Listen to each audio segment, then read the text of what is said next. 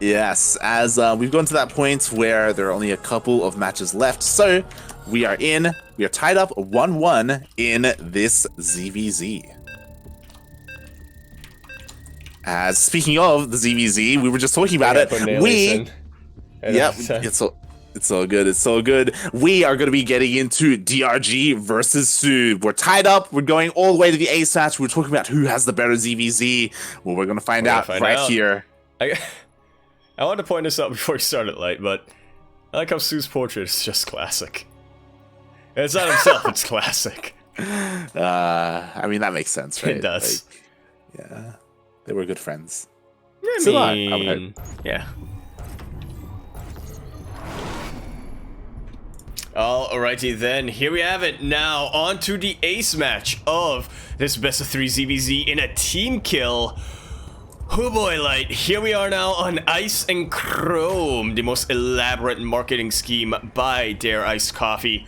We are now here in the bottom left-hand corner of the map, spawning all the way in the bottom left-hand corner of the map. The RedZug coming down with the classic hatchery skin. He is coming down from the land of South Korea. In my opinion, the #1 Korean Zerg player out there right now. He's going to be representing a freak of freaks. Sorry, Freelight. A freak of TV. We have DongRaeGu. I almost did the Arani intro again. I wouldn't blame you. And speaking of, here in the top right-hand corner of Ice and Chrome LE, we have his teammate also representing a freak of freaks. It is the South Korean Zerg player. He's gotten second place many times. We will do so here in this weekly. It is soO. Well, I got a fun fact for you, Light. Yeah, Last 2 times soO played in ESL Open Cup Asia, he came in second place 2 weeks in a row. First to Bunny, then to Solar. Or was it Solar or was it Ragnarok? I can't remember, it was the ZvZ in the other one. Feels bad, man. I mean, you know, at least he's keeping the meme alive. It's great. Is it? I think so. But yeah, I think we were talking about soO a little bit earlier on. We had a bit of downtime, and yeah, soO is, I think to me, he'll probably be my favorite Zerg player in to ever touch StarCraft 2. And in a couple of months, I believe in October-ish or November-ish, soO is finally gonna be leaving the scene. He's gonna be joining the military, following in DongRaeGu's footsteps, or at least I hope so when he comes out. Yeah, we would hope so, right? Like, that's to me, that's, I talk about this all the time to other organizers, but it's on us to make sure, like CranKy Ducklings, Speeda, Wordy, Base Trade, you know, all the people who create tournaments for the scene. It's on us to make sure that there's StarCraft when these players come back from the military or from their hiatus. Oh, it really is. Yeah. It's, you know, we got a lot to do. We got to make sure, you know, we produce a lot of content. We've got plenty to help foster and grow the scene as much as we can. And yeah, again, all these players that are going to the military, I hope when they come back, there is like a scene for them to come back to. Just nodding along with you there. Yeah, if they go this year, then hopefully it's still gonna be fine, because obviously we are guaranteed up until 2023 for ESL, but that's just for the premieres, right? What about the online cups? What about the majors? That's very much in all of our hands as tournament organizers. Yeah, and what about you know, post 2023, right? Like, that's also the big looming question. I don't think that far. You're like, I can't. I just can't. I don't even think a month ahead. Oh my god. So yeah, that is the big question. But here we are, here in this ZvZ, this best of 3, and so far these 2 players, they've pretty much mirrored each other, like completely, actually. Yeah, I mean, they are teammates. They do practice with amongst themselves quite a bit. I believe DongRaeGu did credit soO in his GSL interviews when whenever he won, but now it's gonna be a team kill. And yeah, once DRG, are you okay? Yeah, he's got 2 Roche Warrens on the way. One's for Tunneling Claws, one's for One's for Goliath and the Constitution, I would imagine. I have to imagine the second one's on accident. I mean, we'll see. We may be blown away right now if he starts 2 upgrades at the same time. Don't get me wrong. But I personally wouldn't be. That's exactly what I expect from DongRaeGu.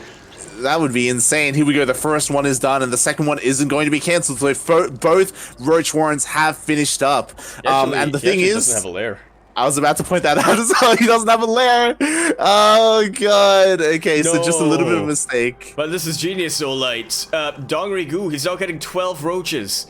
With the 2 Roach Warrens, that comes out quicker, right? They produce faster.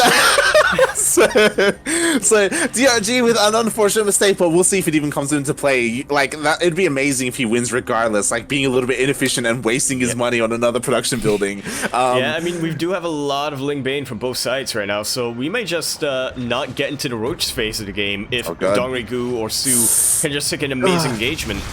Yeah, and already one of the first Banelings didn't get a good connection, and it looks like DRG is able to hold the aggression of soO, and now he can focus on this Roach attack that he was trying to apply, but oh no, he backs off instead. He sees the Roach count of soO, realizes that he can't really break that, and backs off. That he will.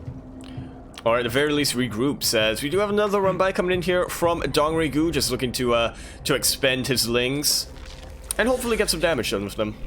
Yeah, again, he was forced to make quite a lot of Lings, which isn't necessarily ideal. They can soak up a lot of damage versus Roaches, but he has to be so careful against the Banelings of soO. That he does. soO, he's not neglecting that. He knows that if he just puts his Roaches in a compromised position, they can get surrounded by this mass amount of Lings. And in that scenario, he needs something to help those Roaches out. Yeah, definitely, and it's important to note that DRG, even though they went for the same openers, his upgrade is so incredibly late. I feel like that may have been part of the mistake. He threw down 2 Roach Warrens instead of starting that +1 range because, yeah, soO, he does have that upgrade advantage. And he's looking to continue that as his lair is just going to finish up, and he should be able to get or start his +2 right before, or even long before DRG is going to finish +1, even getting Goliath. Yeah. So, yeah, soO, he is known as the Roach King for a reason. I actually don't think that he's known for that. I think it's more of a nurture thing. But soO likes his Roaches. He very much so likes his Roaches. But he does not like when they have against wall exposed. The Banelings come here to save the day. It's all fine. It's fine. We don't have to worry. Yeah. Yeah, DRG's not. It's so nice that DRG didn't commit to that. Otherwise, he would have run into those Banelings of soO. And now we do see DRG, finally consolidating his army, looking to apply pressure here. He will be evening up the upgrades in a couple of seconds. So he's going to be looking to try and take advantage of that. But there's a massive Ling run by. That there very much is, and this is why soO is one of the best ZvZ players ever. He always knows how to what he can get done with his Lings, where his opponents are vulnerable, and already with this run by getting 8 drones, already got a queen behind that. Yeah, and at the same time, GG is called already. Yeah, I was about to go for it.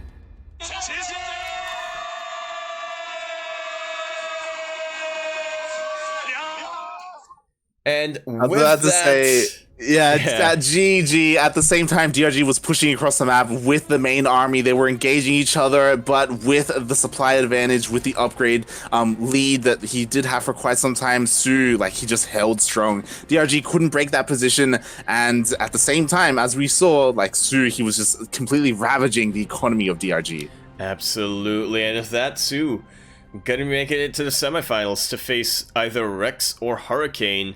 And real quick, thank you very much, Bert Mate 0. No wait, that's Bert M. That's Bert M80 for the $2.15 chrome plated geysers. They're kind of chromish. You can make that argument. That's not the first time he's donated with that. Yes. Yeah, I think it is. I think it is a little bit chrome plated, but I mean, it's mostly a marketing strategy for Dare Ice Coffee. That's my conspiracy theory. He likes to remind us where the chrome is on Ice and Chrome. Yeah. So it's debatable whether or not that's where it is, to say the least. And have we got an update here? Let's take a quick little look-see.